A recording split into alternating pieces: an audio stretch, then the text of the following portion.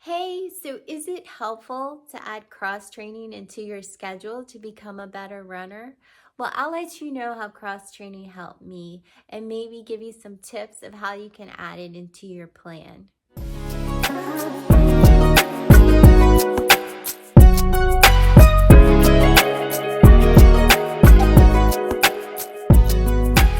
So let me explain. So with running, you're constantly working out one set of muscles, right? You're always moving forward. You're not going backwards. You're not going sideways. So these other muscles in your body may become imbalanced because they're not getting the same consistent workout that you would when you're running. Those muscles are always consistently getting a workout.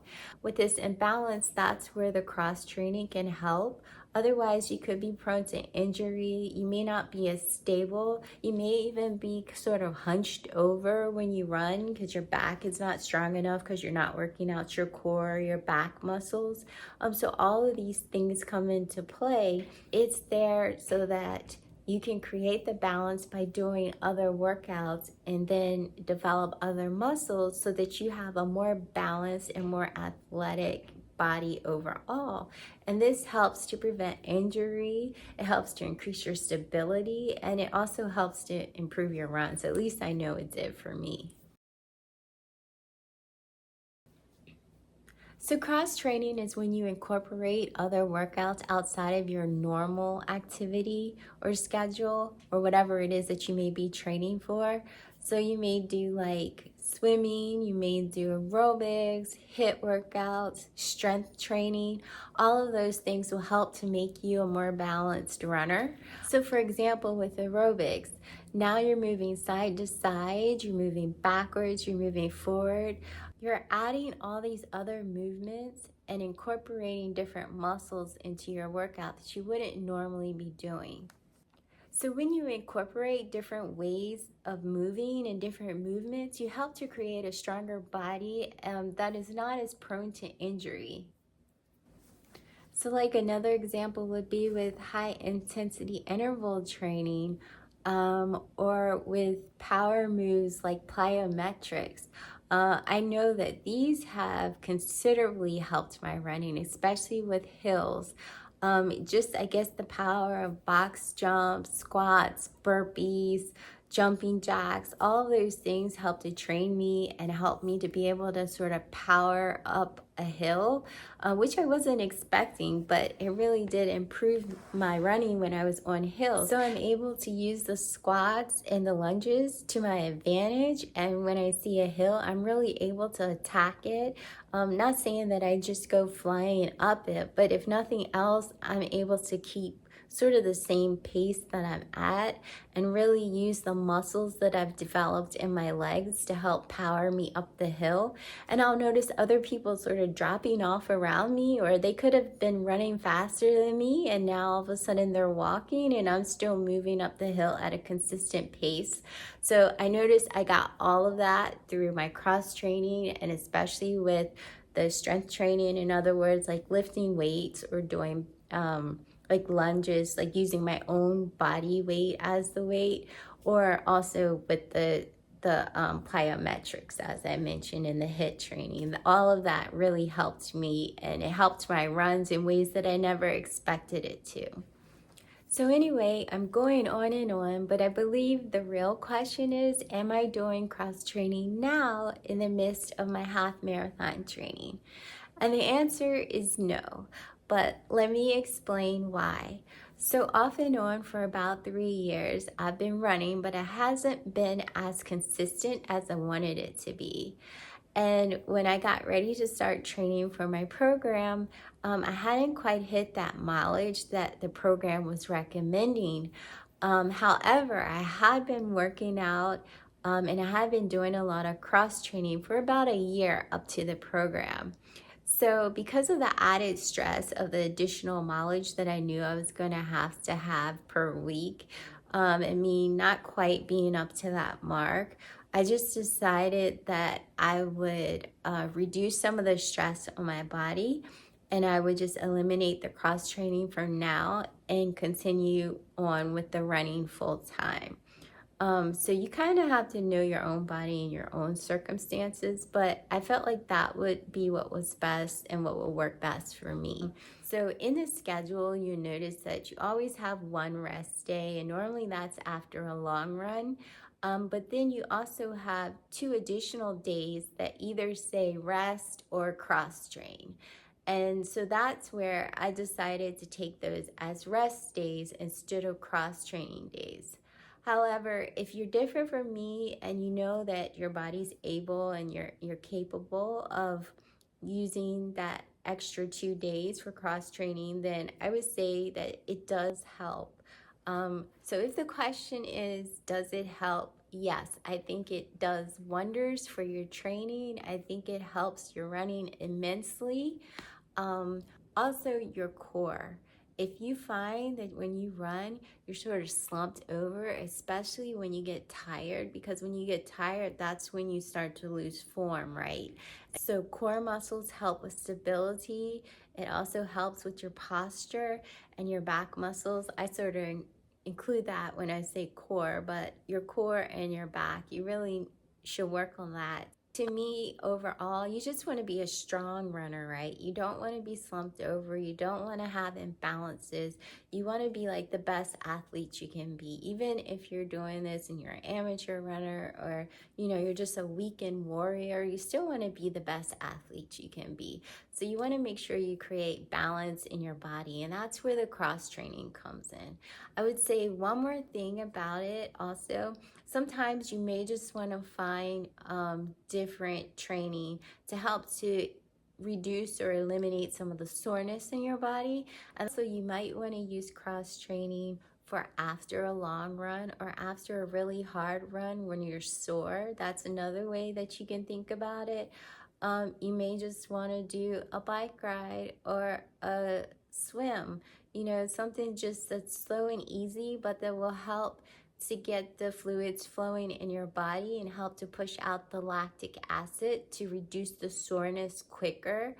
Especially if you have other runs coming up the following week. That's something that may help you to recover quicker. But I did do cross training a lot working up to this point. In fact, for about a year, I was doing aerobics, HIIT workouts. I even went back to the Beachbody Insanity Max workouts. If you're familiar with Beachbody, you probably know what I'm talking about. Insanity had a long run, but then it had a shorter version that was like 30 minutes, and it was called Insanity Max. It was extremely hard, but I find that that workout significantly improved my speed in my runs. So that's still something that I use. And I just say that to say you don't have to go to a gym. You can still pop in a DVD or pull up a video on YouTube and do aerobics training right there in your house, or do a HIIT workout right there in your house. I have hand weights that I can use if I want to do strength training. I do like to go to the gym for strength training, but sometimes I'll just do a YouTube video and just do it here at home. So those are all things you can do at home. You don't have to go out, or you don't have to be part of a gym to be able to add that in. So I hope this has helped you. I think I've covered everything I wanted to say about cross training.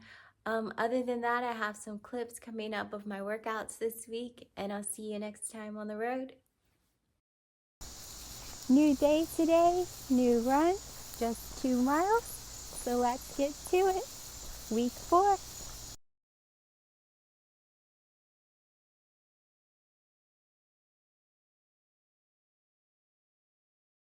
That's a wrap on 2 miles. This is the start of week 4. As you see, I'm all sweaty. I was a 10.47 minute mile, so not bad. After the 7-mile long run, I think it's still weighing on my legs. But anyway, I guess I'll see you on the road. Today's a new run, 6 miles with 4 at half marathon pace. My legs definitely feel fatigued, so I'm not sure how well I'll do at hitting that. For me, it's 11.08 minutes a mile. But anyway, we'll try to knock out this run and see how it goes. All right, let's get to it.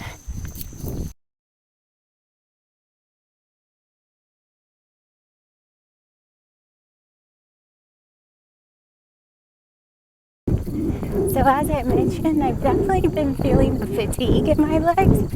Normally heat usually helps a lot. So I definitely see either a hot bath or a hot tub in my future to help draw out some of the soreness. So that'll be later on, but right now we'll continue with the run. 1.5 miles in. Not quite hitting my half marathon pace, but that's all right, getting the run done nevertheless. I'm at about 11.32 mile.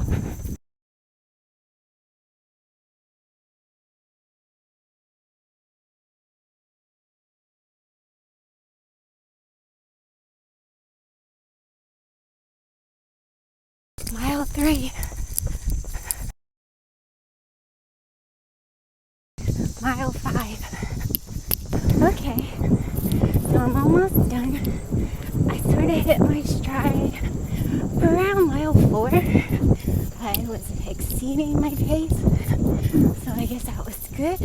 And eventually slowed back down to around goal pace. So I have about a half mile left. Hey, so that's another run completed. That's 6 miles, easy with 3 at half marathon goal pace. I hit that off and on. So thank you, Jesus. Run is done. On the way home. See you next time on the road. Hey, so today is a 7-mile long run to finish out the week. It looks like it's about to pour, so we'll see how much of this I can get done before it begins raining. So might as well go. So since I had a mishap with the last long run, I made sure to fuel properly way in advance before this run. So first, early in the morning, I had a bowl of oatmeal. I wanted some complex carbs to give me slow burning energy. And then I added some jam to it, which would be easily digestible and would have simple sugars that would quickly digest and give me energy quickly. So that was my breakfast. And then on the way to the run in the afternoon, I did stop by McDonald's, had a plain cheeseburger and a small fry. Again, something that was very easily digestible, and I knew from previous experience that it wouldn't upset my stomach. So those were my meals before my run. All in all, my run was very successful. I can see I'm making progress in my workouts. I see my times declining, and just the overall ease and feel of the runs are getting way better. Sometimes, you go out because you have to, but you dread it, and then other times you just sort of you find your rhythm and it feels great, and before you know it, the run is over. And that was the case today.